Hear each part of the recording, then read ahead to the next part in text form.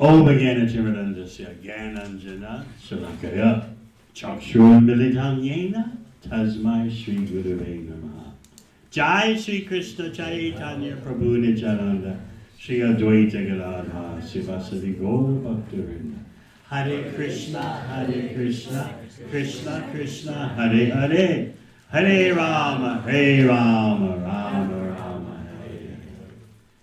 So we're continuing with our theme of living in Navadvip Dham.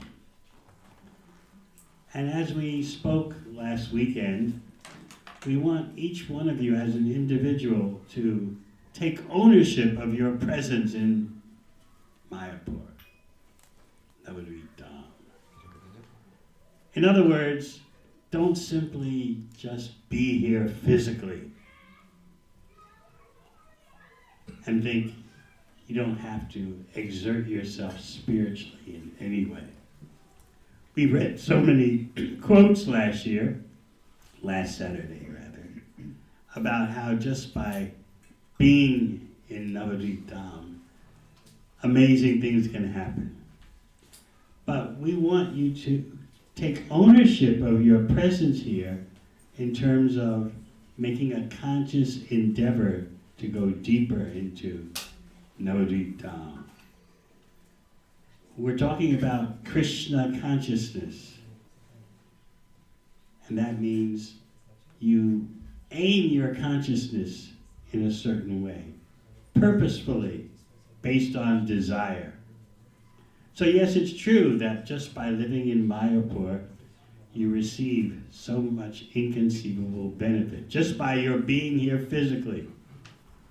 At the same time, you're wondering, what about all these descriptions of amazing transformations that we hear about?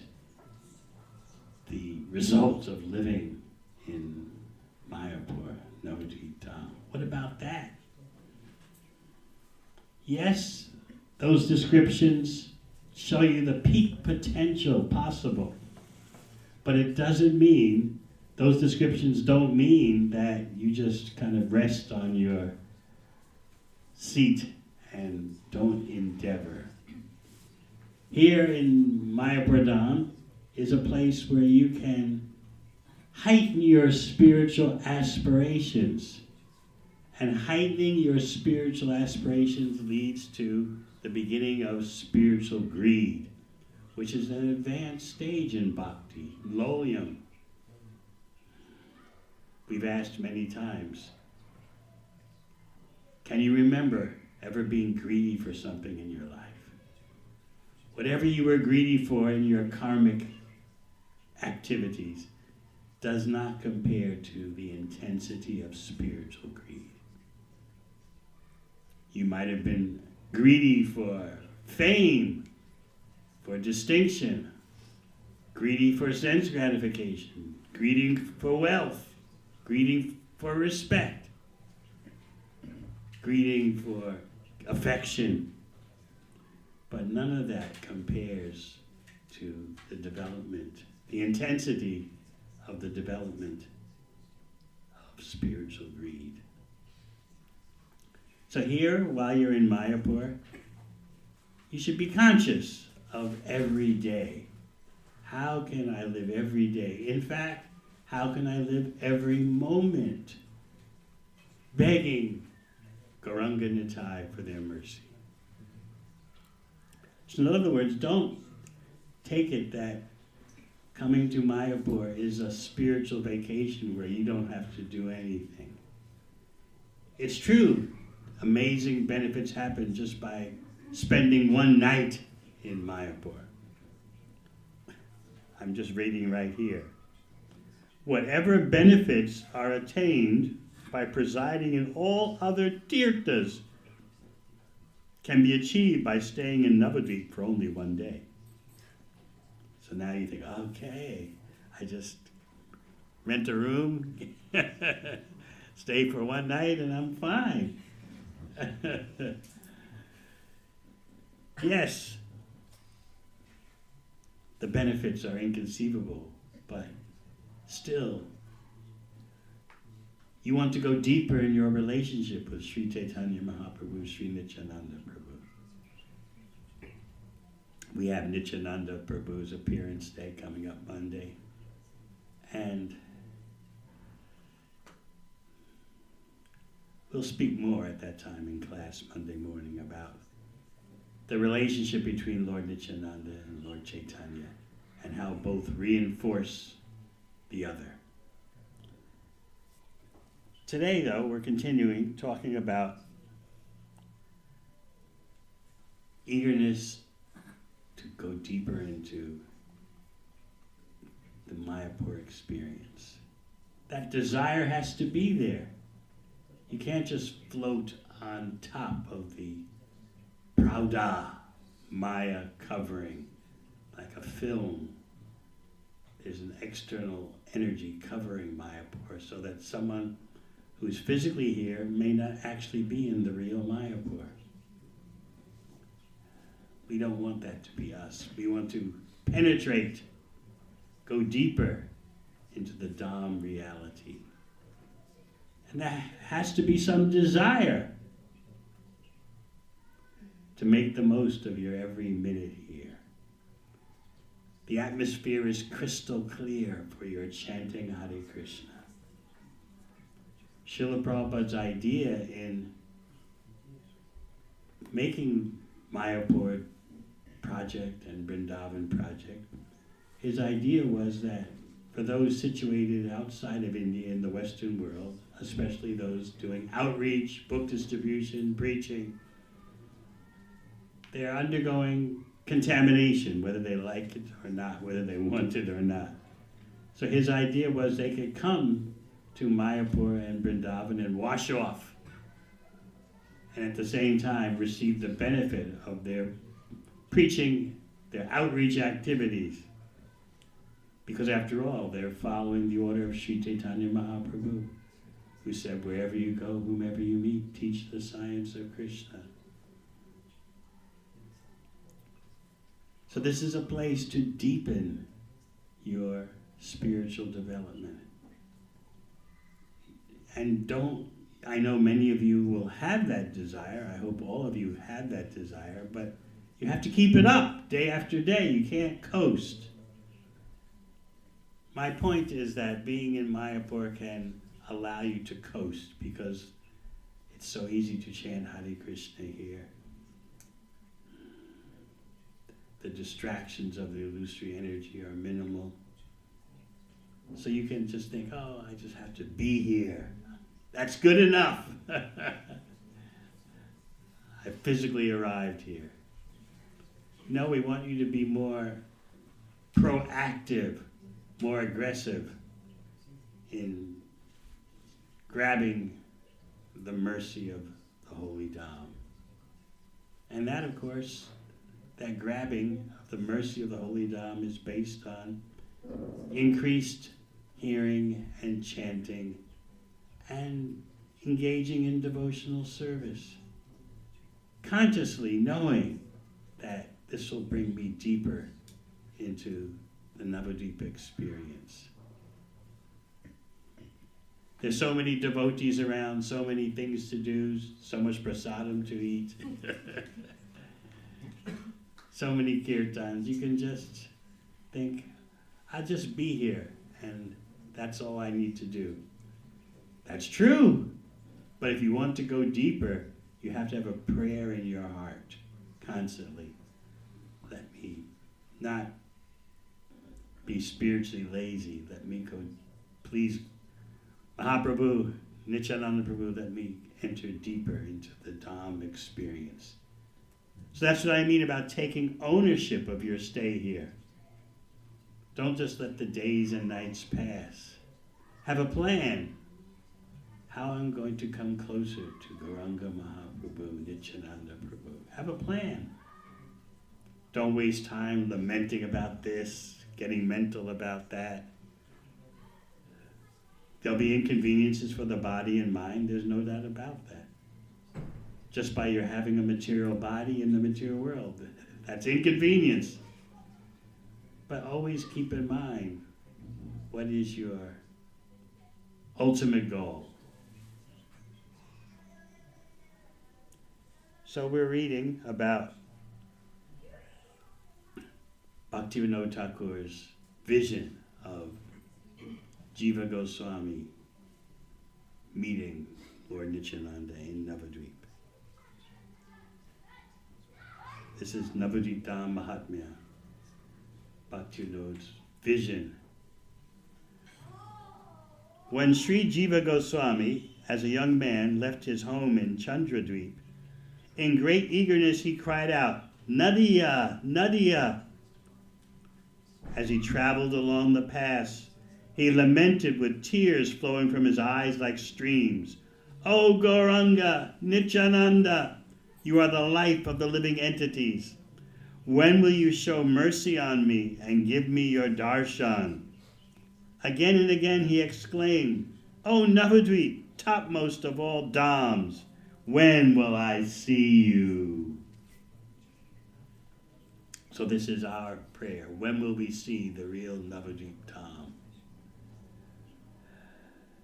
Bhaktivinoda Thakur explains that can happen in three ways. You can see the real Navadvip Dham in dreams, you can see it in meditation, and you can see it with your regular eyes. The Dham may appear to you in any of those three ways. The Dham itself has its own leelas, its own pastimes. So sometimes rivers cover part of it, sometimes not.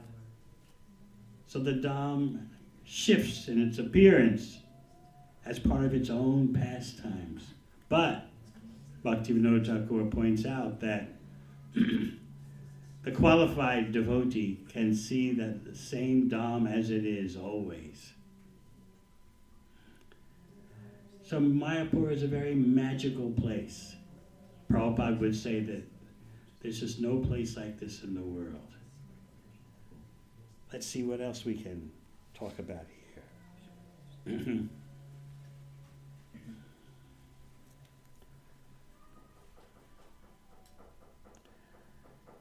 So Jiva Goswami is talking to Nityananda, and he says, "My only aspiration is the shade of your lotus feet.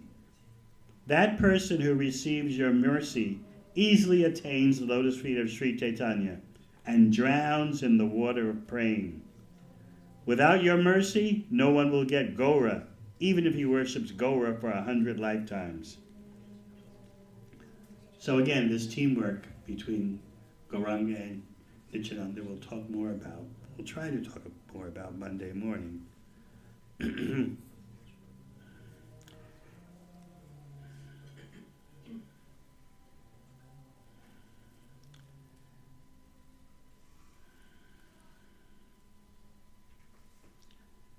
Yes, now I found the part I'm especially looking for. Nityananda is explaining about the inner secrets of the Holy Dham. And he tells Jiva Goswami, this is Bhaktivinoda Thakur's vision, don't broadcast these confidential topics just yet.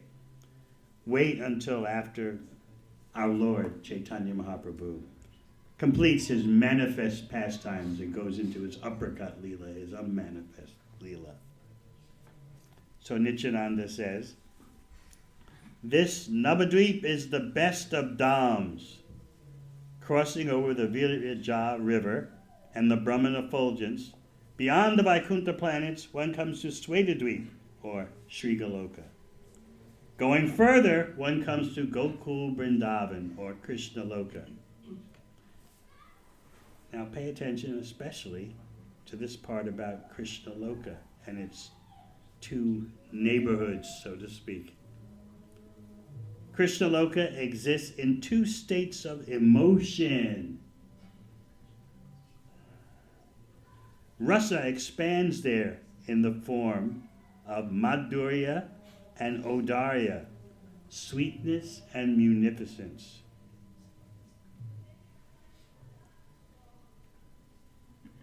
So the spiritual world is concentrated, pure emotion. And at the topmost portion of the spiritual world, Krishna Loka, there are two states of bhava, or emotion. The rasa, the flavor of the relationships with Krishna, expands there as madhurya and odarya, sweetness and munificence. Munificence, in case you don't know what that means, it means extremely charitable, extremely merciful. Odarya exists within madhurya in fullness, and madhurya exists within odarya in fullness. So in these two areas, it's not that one is devoid of sweetness or the other is devoid of munificence. Each contains the other. So the munificence contains, the madhurya contains the odarya, and the odarya contains the madhurya. But in these two places, one is the chief state or chief bhava, and the other, although there fully, is chief in the other place. So he says, that place where madhurya is the chief state is known by fortunate persons as Vrindavan. And that place where odarya is eternally predominant is called Navadvip, Mayapur. There is no difference between Vrindavan and Navadvip. Only the different manifestations of rasa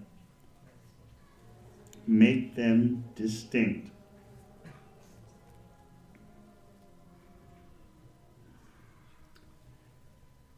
So this is confidential information about the topmost portion of the spiritual world, and it's two confidential neighborhoods. Both neighborhoods have sweetness, both neighborhoods have munificence, but in one neighborhood, the sweetness is predominant, although the munificence is there, and in the other neighborhood, the munificence is predominant, although the sweetness is also there. So therefore you have the place of Gauranga Lila and the place of Krishna Lila. So what are we seeing here in Mayapur? What's our vision?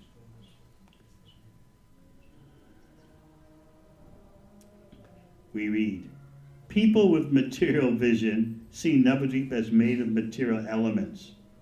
For them, Maya covers the eternal Dhaam. Actually, Maya does not exist in Navadvip, for it is not a material place influenced by time, nor are the living entities there subject to material troubles. So what's going on then? Maya doesn't exist in Navadvip. Okay, it's not a material place because there's no influence of time. The living entities there are not subject to material troubles. Well, that you may say that's not your experience. There are health challenges, visa challenges, family challenges, financial challenges. But actually, in Mayapur Dhaam itself, the living entities are not subject to any troubles if they're actually properly experiencing Mayapur in the fullest way. And that is our aspiration, to experience the holy Dhaam in the fullest way. We may not be there right now, but we have to be mindful. This is what we want as our destination.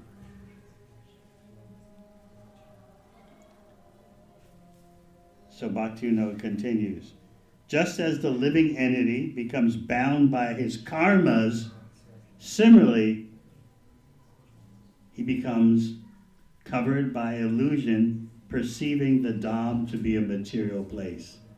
And this is what we have to watch out for. As the saying goes in English, familiarity breeds contempt. When you start getting that feeling of, another day in Mayapur, and start meditating on various inconveniences and hassles and what's missing from your life, you think, and how this could be better and that could be better for you personally. You're not talking about Krishna's service being better. You're talking about your own mind, your own mental comfort and physical comfort. Could be better, could be better. And then we start taking the life in the holy Dhaam for granted. Whether you're here, living here, or you're here just visiting, sooner or later, you have to cope with your material perceptions that are embedded in your body and mind. And here is the best place to cry out for the mercy of Lord Chaitanya, Lord Nityananda. I don't want a materialistic mindset. I don't want to be harassed by material desires. I don't want to be bound by my karmas. When will I be able to see the Dhaam as it is? So this is a place, living in Mayapur is a place for intensifying spiritual desire. Take advantage of the mercy available here to go deeper in your spiritual life. That is very easy to do. Just chant with more attention, hear with more attention. Be more Krishna conscious in terms of whatever you do. How can I use this moment better for Krishna's pleasure? And then those of you who live abroad, when you leave here and go back to your homes, to your temples, you'll be that much better. As I often explain, you need your personal victory from your stay in the Dhaam. That I came out better. And those of you who live here have to make sure you don't become influenced by familiarity.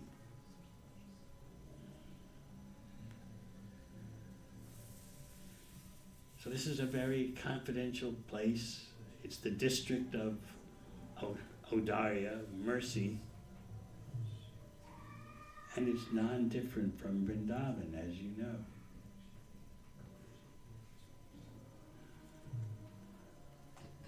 So have a plan, whether you live here all the time or just visiting, have a plan how you're going to beg Lord Chaitanya, Lord Nityananda, the Panchatattva, how to beg them to go deeper in your spiritual life.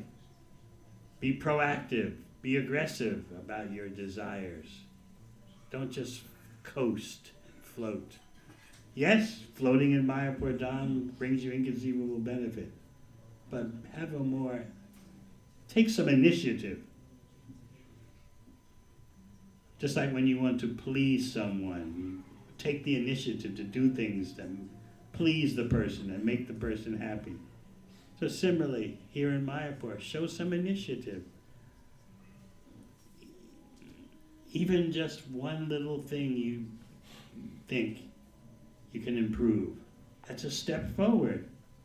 I'll do this little thing for Krishna, I'll do it better. And gradually all these little things add up.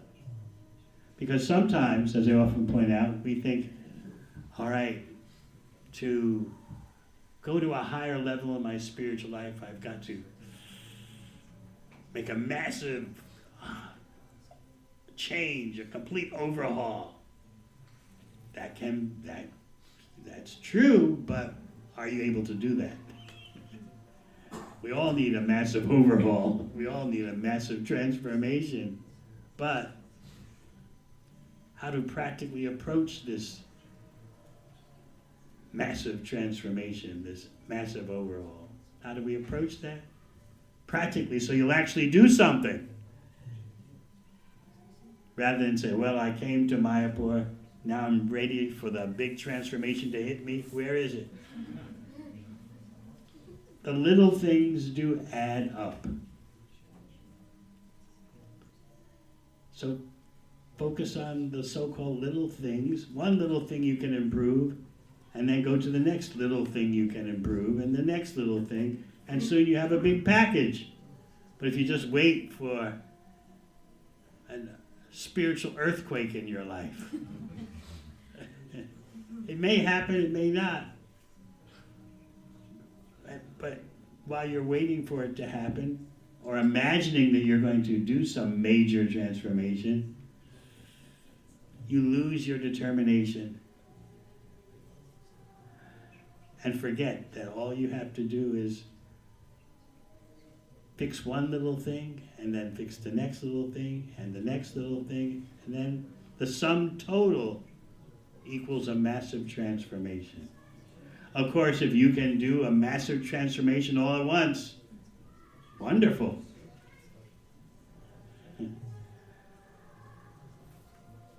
But if while you're waiting for that massive transformation to happen, you can take one step at a time. Fix this little thing here. Improve that little thing there. Especially while you're in good health. Take advantage of it. Because it's true, if your health is suffering, it's harder. But Krishna is in your heart, and Krishna knows the obstacles you're going through with health challenges. So while you're healthy, in reasonable good health, that's the time to really accumulate spiritual credits so that when the health challenges come, you'll have a storehouse of spiritual maturity to help you through such health challenges. And health challenges will come and go. Eventually they'll be there all the time, as long as this body exists. So again, don't just sit around waiting for a major transformation to happen. Take one small bite at a time. Just like when you're seated before a big feast. You can't just gobble it all up at once. You take a little bit from here, a little bit from there, a little bit from there, and gradually you become full. So our whole point in discussing tonight is to urge you to take ownership of your stay in Mayapur. Don't just be here. Even though just being here, you'll benefit. There's no doubt about that. We spoke last weekend about all the benefits possible just by passing through Navadvip. But we want to intensify our relationship with Lord Chaitanya, Lord Nityananda. And that means not being passive, but being proactive, taking the initiative. And don't be fooled thinking, oh, but what does it matter what I do? I'm just a tiny devotee. Does Krishna really care whether I wake up on time in the morning? Does Krishna really care? I'm such an insignificant devotee. What does it matter? And since it doesn't matter, why should I get up in the morning? Because it doesn't matter, because I'm so insignificant.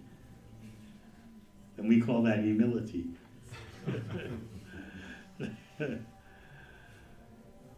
Yeah, I know I'm not chanting my rounds with attention, but I am chanting them. And does Krishna really care? I mean, I'm so tiny, I'm so insignificant.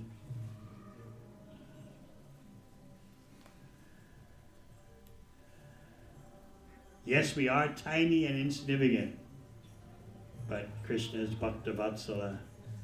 He loves to have affectionate exchanges with his devotees.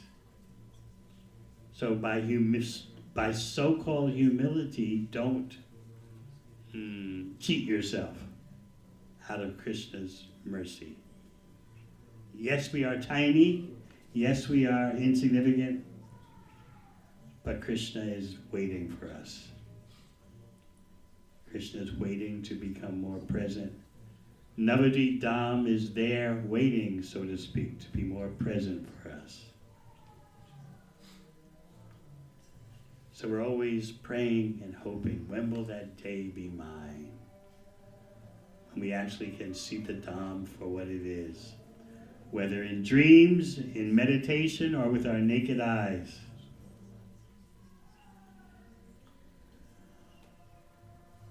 We're waiting for both the Dhaam and the holy name to reveal themselves to us. So you have to have some aspiration, some desire that you beg for.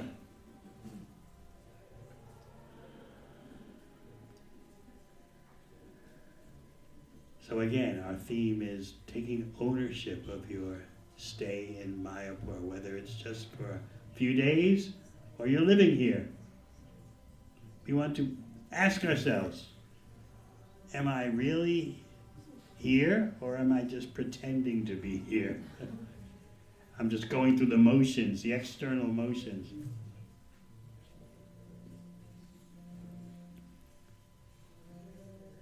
You can pray to Lord Chaitanya, to Lord Nityananda, that if you're based overseas, that I want to take back with me some enlivenment, some potency for serving better. So have a program of desire. For many of us, we need to improve our chanting, and Mayapur is a great place to restart your private program for quality chanting of Hare Krishna.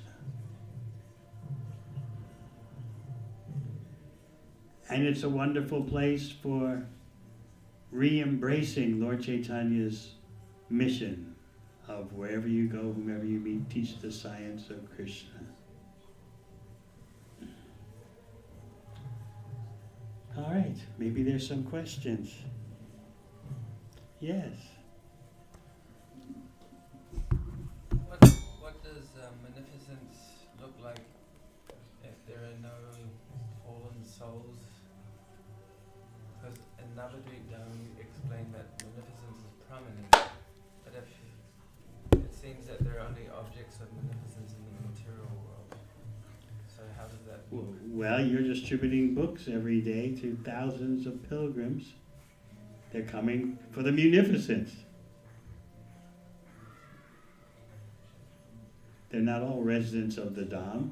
If they are, they need to be reminded that they're living in the Dhaam, in the Navadvip Mandal.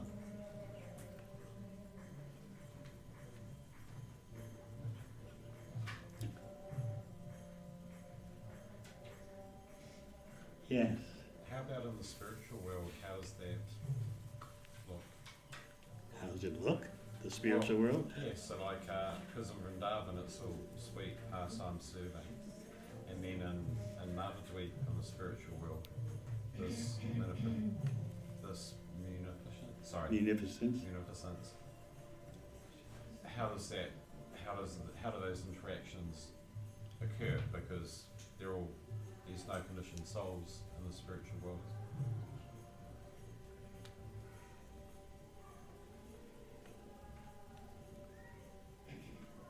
Lord Chaitanya's magnanimity is always there. He can share that with his devotees. It doesn't have to be just conditioned souls.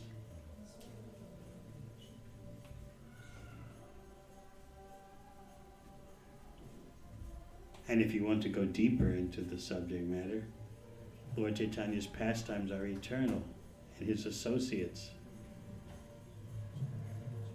are his eternal associates. So therefore, as Bhaktivinoda Thakur will explain later in this text, Navadvip Dham Mahatmya, it's explained in Bhaktivinoda Thakur's Jaiva Dharma, that some perfected souls are attracted to Krishna Leela more, and some are attracted to Gaur Leela more, and some are attracted to both. So the ones who are more attracted to Krishna Leela with its Madhurya go to that part of the spiritual world, that part of Krishna Loka. And those who are more attached to the Audarya, the munificence of Gaur Lila, they go to that part of the spiritual world. The two neighborhoods at the topmost portion, and some are in both.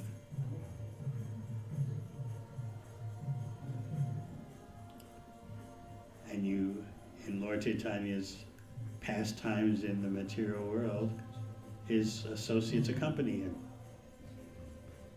simultaneously while being in the spiritual world. So there's always an opportunity for munificence eternally.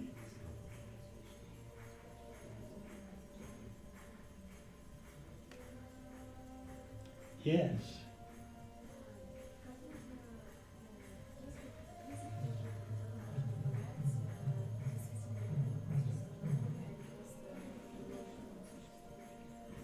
Are there any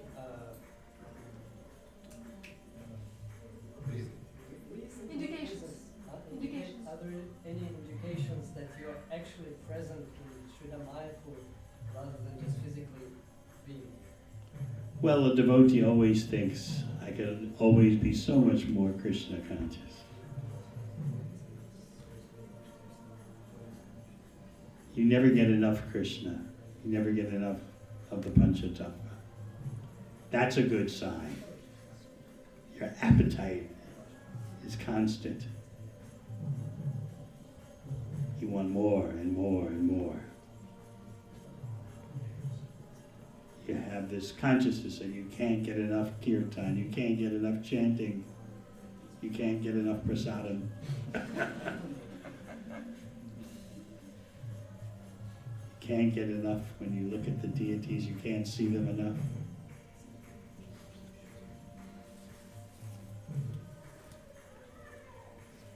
Then when there's actual lolium, spiritual greed, that's a very advanced stage of bhakti. When you can't live for a moment without glorifying Krishna. So that's another indication. You're always thinking how to give Krishna to others, how to glorify Krishna. That's Audarya, that's munificence.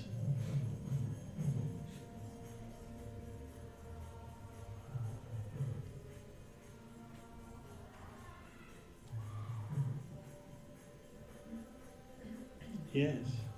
Okay, we talk about begging for mercy, and we see in Bhagavatam all the pastimes of devotees praying to Krishna, praying for to fulfill certain desires for Krishna's pleasure, and we see Akrura going to Vrindavan. He's imagining how things will be when he reaches, and things manifest or unfold how he had imagined. But we are, as you were mentioning, we're tiny, insignificant, not so advanced. When we pray things for certain things, they might not unfold as we had imagined. So how do we, see Krishna's, have the mood of seeing Krishna's reciprocation and love when things don't happen, like what we see in Bhagavatam, Krishna always reciprocating with the devotees the way they want. Patience is required. We're very impatient beings. Krishna, you haven't manifested the way I want. Immediately, what's wrong? Remember, as we spoke the other day,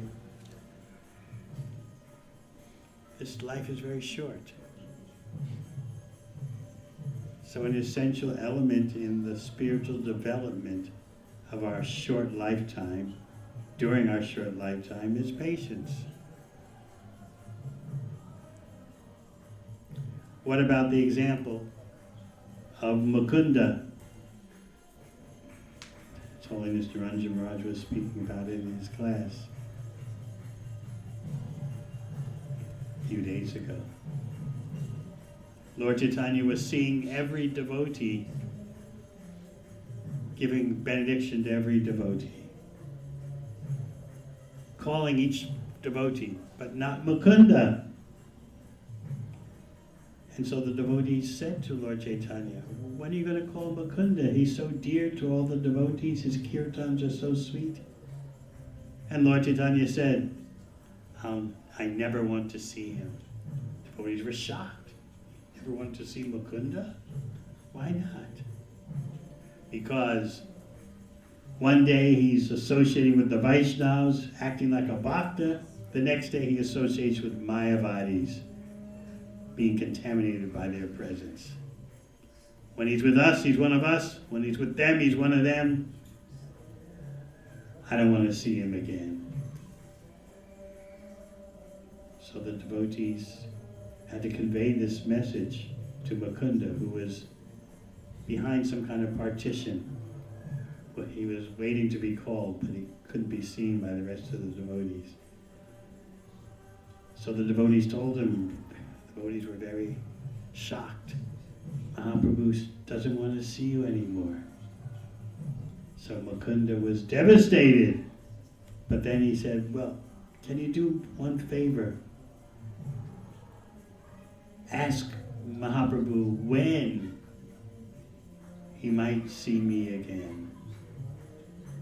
And so the devotees presented that to Mahaprabhu. And he replied, tell Mukunda I'll see him again after 10 million births. So this was presented to Mukunda. And what was his response? He's dancing in ecstasy, shouting, after 10 million births I will see, after 10 million births I will see, 10 million births.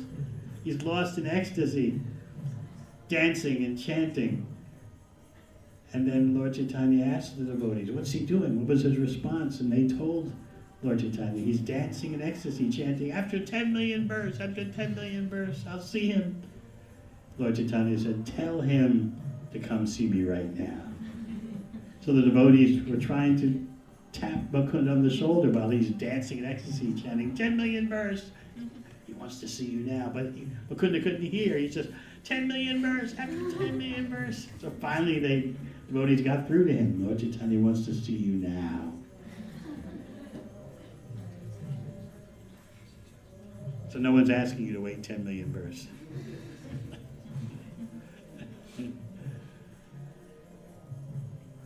If you have some service to do for Lord Chaitanya, Lord Nityananda, be grateful for that.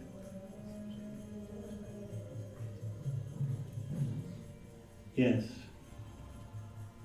You mentioned how it's easy here to chant Hare Krishna, Krishna consciousness in itself becomes easy here, but it can feel scary to go back to the West and just kind of live there. So how to carry this feeling of the Dhaam back and feel rest assured that it's always with you? Like, how to overcome that fear? But while you're here, you ask for that protection.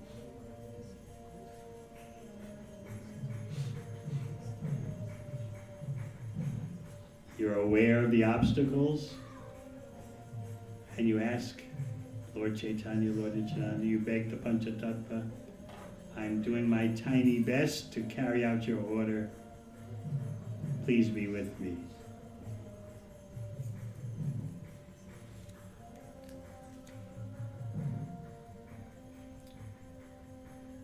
Yes? My material mind has a doubt that you explained that we need to be patient, but then with my material vision I observed that I'm practicing for some years, or other devotees I observe also practice for maybe even couple or decades, but I do not observe that character is changed substantially, or taste for holy name is increased substantially. And then you explained that we need to be patient, but where is the guarantee? Patiently aggressive.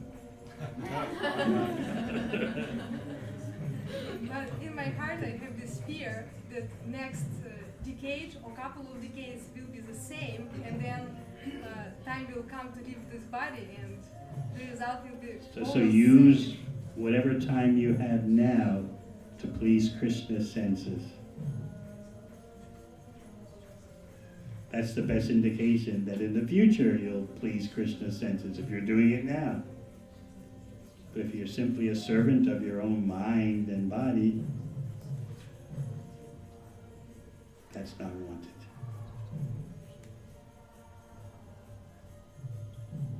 We're always open. Krishna, what do you want to make of me? What do you want to do with me now? Maybe we can't see that now, but we're wanting to develop the ability to please Krishna's senses, to deepen the relationship, whether it takes one lifetime or more.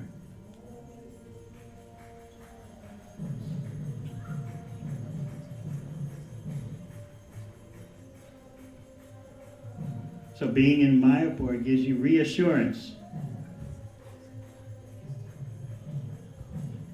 It soothes your insecurities just by being in Mayapur.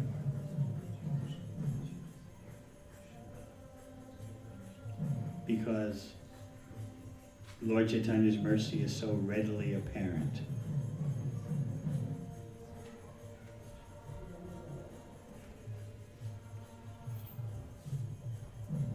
And as long as your physical situation, the world situation allows, you can always come back physically. And one day you'll get to the point of being here in all situations, in all places. You'll be in Mayapur consciousness. So this is the secret Prabhupada was explaining in one lecture in Melbourne, that if you're always thinking, how can I contribute to Krishna's pleasure? How can I act for Krishna's pleasure? If you're thinking like that 24/7, you're not in the material world. You're in Vrindavan, he said.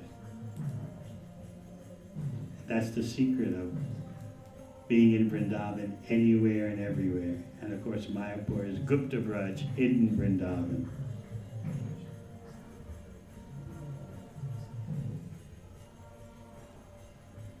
These are very nice questions.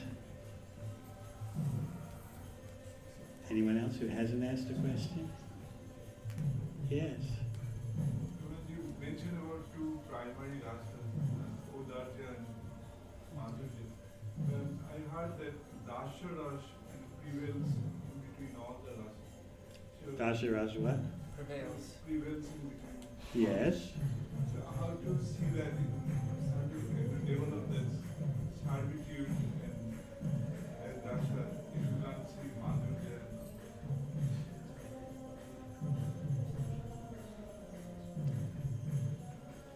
Bhaktivinoda Thakur, in talking about Odarya and Madhurya, is not so much referring to the five rasas. It's referring to the overall characteristics of each part of the spiritual world at the topmost level. Because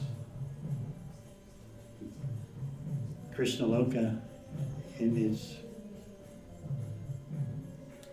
Goloka Vrindavan, has more than just Madhurya Ras. But there's a special sweetness.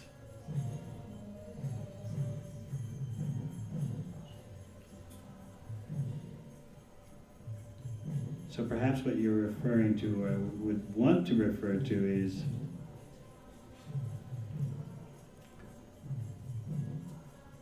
Bhaktivinoda Thakur's statement that by rendering service to Gauranga in Dasya, all the other rasas open up. Otherwise it's very difficult, practically impossible to access Krishna Leela.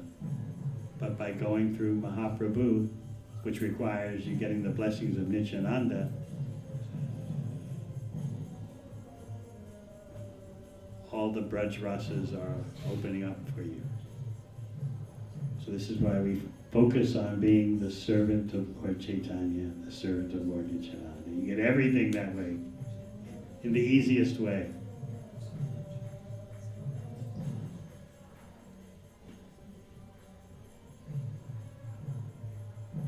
Yes? Good idea. About this attraction to either Madhurya or Audarya, are there some devotees who may not be attracted to any, like be attracted to some Vaikuntha, some other form of the Lord in Kali Yuga. That's what you want, you can go there. But followers of Lord Chaitanya are particularly focused on Krishna Loka. Why, you want to go to the planet where Varahadev is? Or? No, I just sometimes wonder. Yes, some devotees, they're Vaikuntha residents. But we're followers of Mahaprabhu, who generally takes everyone to Goloka Vrindavan.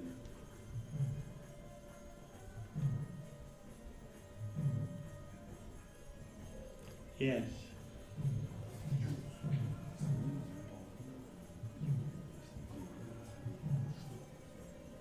What is the essence of humility? How does that manifest? By being the servant of the servant of the servant.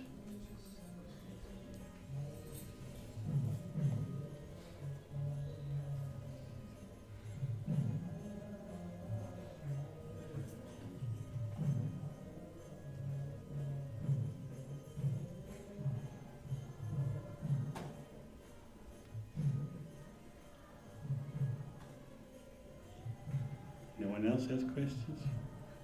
Yes. Just wondering, this anatta nirvana stage, I've heard it's like the longest period. Like, can we put a time to that stage? Can you put a time to love?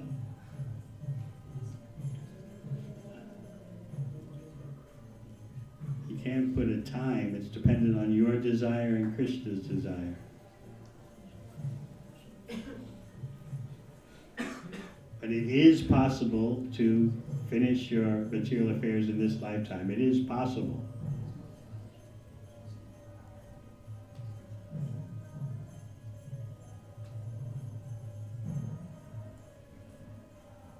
As for a time calculation for each devotee going through the various stages of bhakti, you can't say.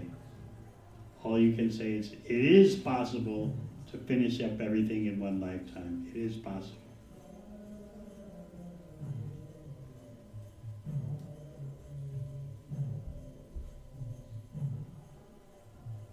Yes.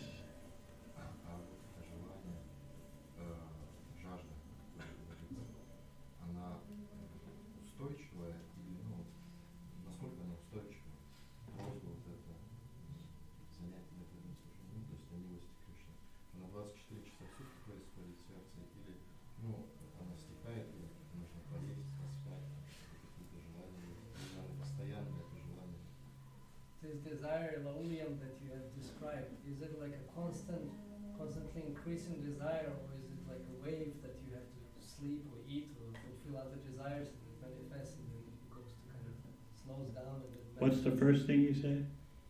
If it's a constant, If what is? constantly lowlium, the desire is it like constantly increasing, or is it just like a wave going up and down? Different levels of intensity.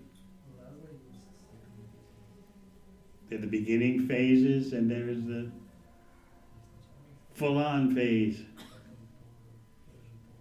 Just like the acharyas point out, even in the beginning stages of bhakti, there's a whiff of Krishna prema, a fragrance, even in the beginning phases. It's like you're walking in a room where there's prasadam, and you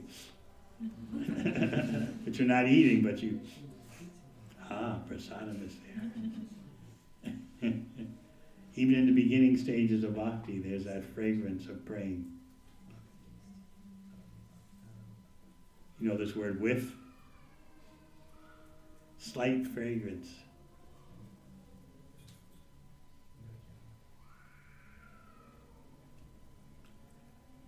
Just like where I'm staying, devotees who are cleaning are always lighting, always making these diffusers that with essential oils.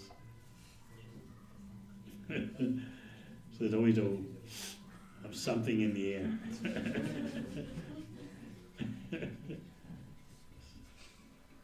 Some slight flavor of lemon or something.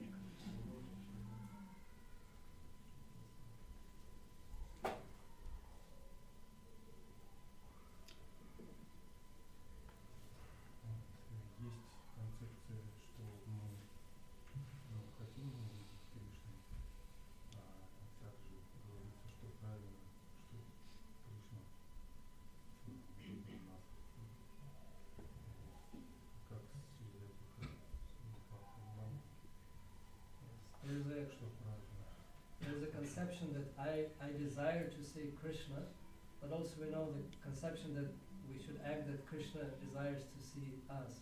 How these two are linked and how to understand. You focus on your service, knowing that Krishna is experienced in that way. Bhakti mama bijanati, Krishna says in Bhagavad Gita, only by devotional service can I be experienced.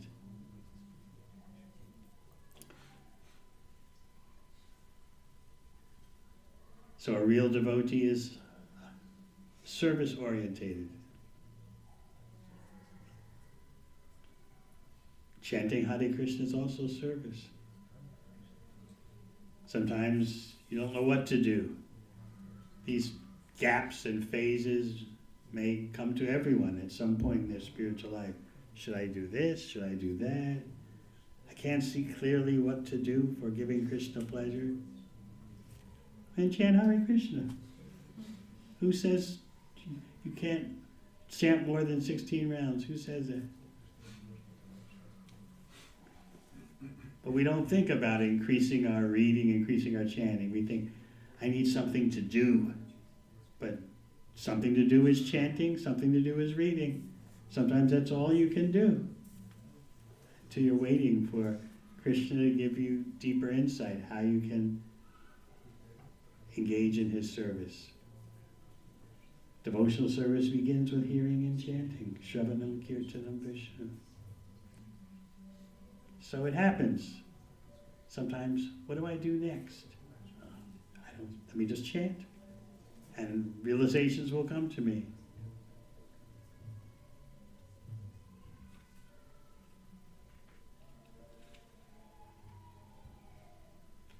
When you chant, you're asking Krishna, please engage me in your service.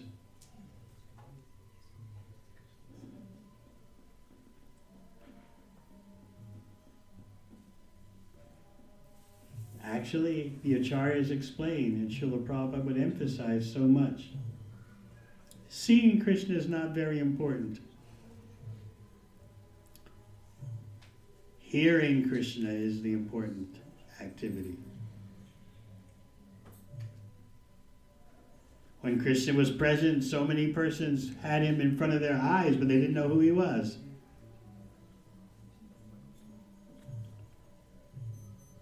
By hearing, you understand what's in front of your eyes.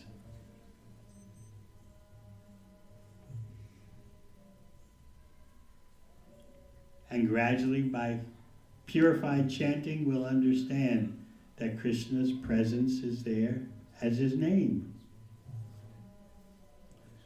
So we have this bias against hearing. We think everything is seeing.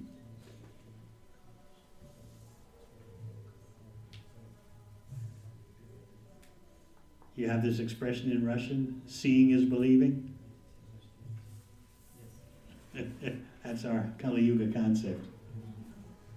Seeing is believing. No, hearing is seeing in bhakti. So if someone asks you, have you seen Krishna? You can say yes, Hare Krishna. Of course, there are different levels of intensity in seeing and hearing Krishna. Still, even the neophyte is seeing Krishna. Krishna's there as the deity. Krishna's there as his name. Krishna's there as Srimad Bhagavatam. And gradually you'll understand more and more. I'm seeing Krishna.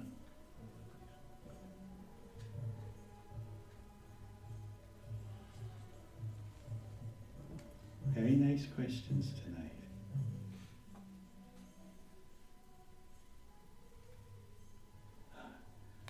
All right, Bhagavad hasn't asked one for himself.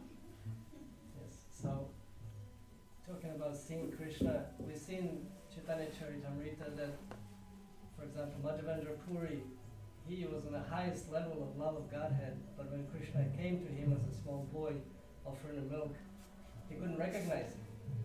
And there are a few more stories like that with devotees when they couldn't recognize Krishna even though they've been supremely elevated devotees. So, do we just take it as part of the Leela, as Krishna's internal energy that covers them? Or Yes, that's for the sake of the Leela. Krishna can decide whether he wants you to see him or not. So he didn't. Obviously, he acted in such a way that Madhavendra Puri didn't know who he was. That increased the rasa, the flavor of the whole pastime.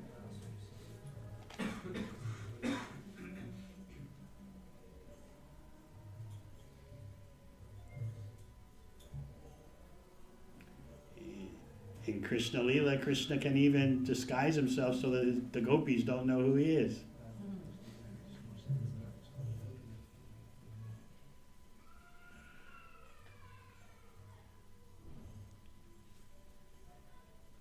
He's hiding in the bushes, and then the gopis come along looking. Where's Krishna? And Krishna manifests 4 arms. And so they think he's Narayan. Oh, Narayan, can you tell us where Krishna is? They're not so impressed by the presence of Narayan.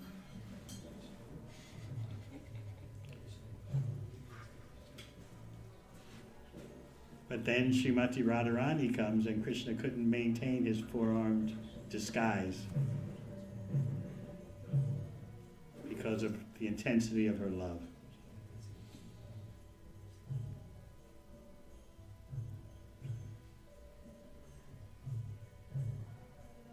Yes?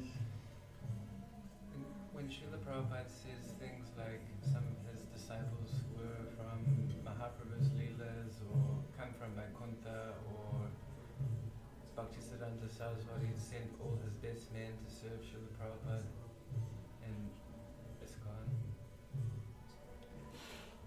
You've heard all that. You directly heard all that. I mean, I've heard through. So what is your question? So Srila Prabhupada says in one purport in the Chaitanya Charitamrita that this Krishna consciousness movement is a continuation of the pastimes of Sri Chaitanya Mahaprabhu. Something in those. So when are you going to rejoin the Leelas? Is that what you're asking? What? When are you going to rejoin?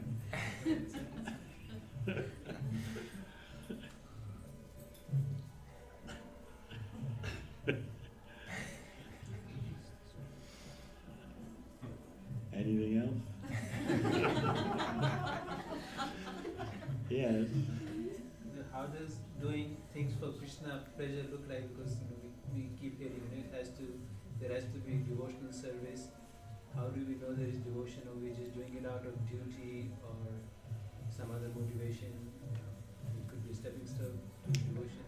We're trying to please and glorify our spiritual master, who trains us how to act for Krishna's pleasure.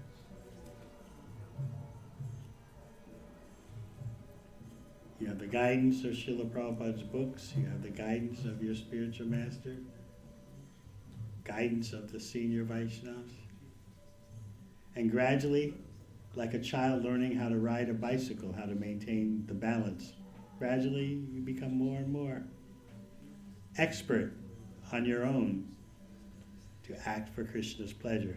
You know what pleases Krishna. That takes training. to revive our dormant Krishna consciousness. Dormant Krishna consciousness means there's the ability there to act for Krishna's pleasure, but we've forgotten because we're in a diseased state. Like someone hits you on the head and you forget what your name is, where you live. But gradually, through prompts, through remembrances, your memory comes back.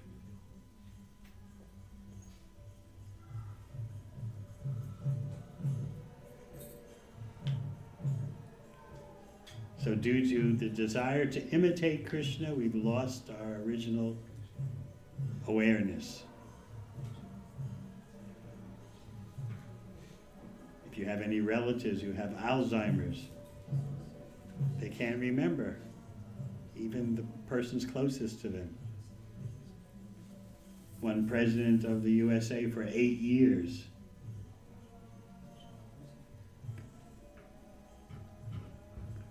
had Alzheimer's at the last phase of his life. He could not ever remember that he was president of the USA for 8 years.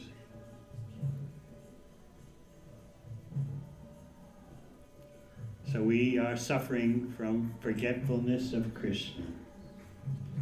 Other things have become so much more prominent in our life.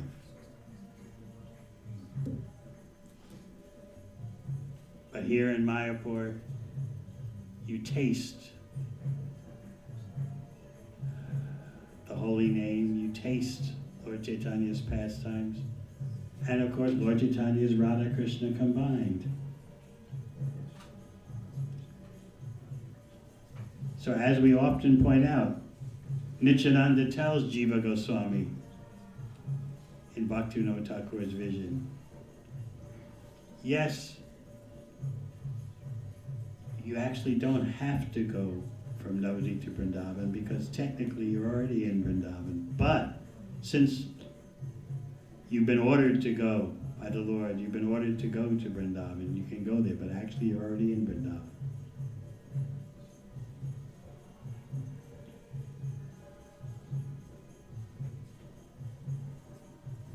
Yes.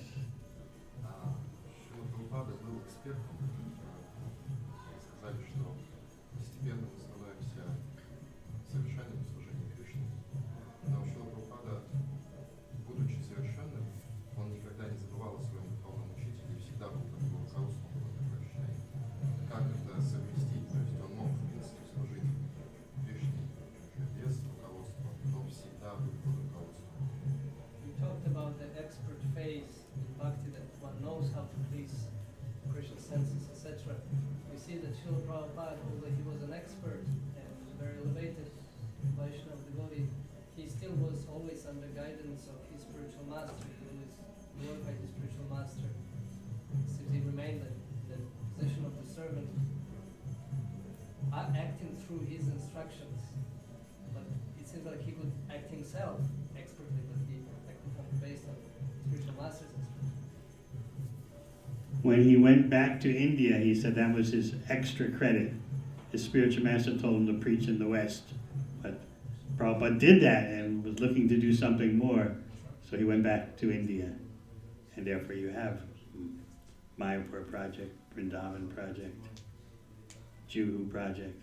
That was Prabhupada's extra credit projects.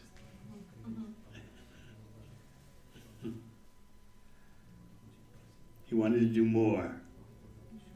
So he did what his spiritual master asked him and then did more on top of that. But first he did what he was asked to do, and then he did the extra credit.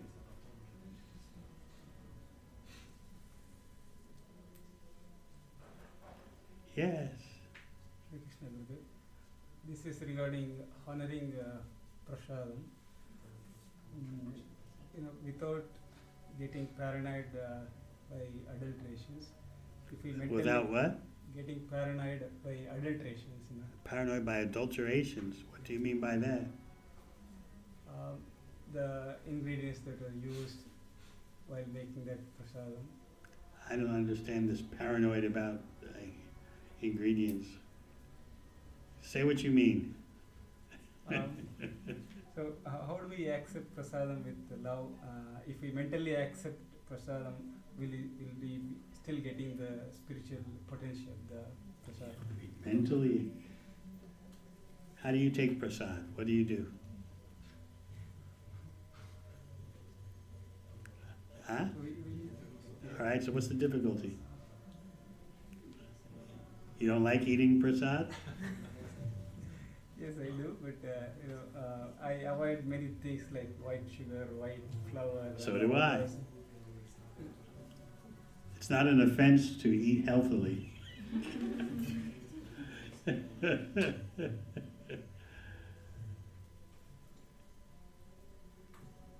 Maybe on a special feast day you deviate. I do that sometimes. But not every day. Every day white flour, every day white sugar, I don't do. It affects my health, which affects my service to Krishna. Maybe it doesn't bother you.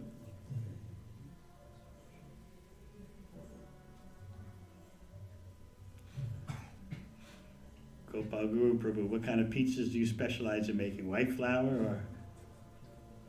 Yeah, special white flour. What does that mean? A special one for making pizzas. I forget what it's called. It's zero something. It's not refined, ordinary white flour. Oh, it must be super refined. But devotees don't care, they just want the taste. Yes.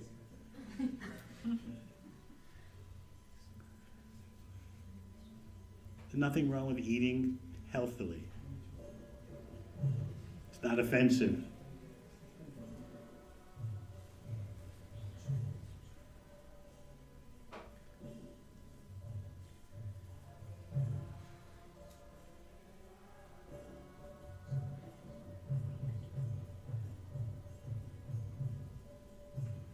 Right.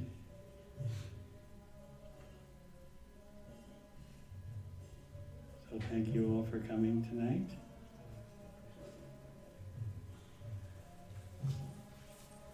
Hare Krishna.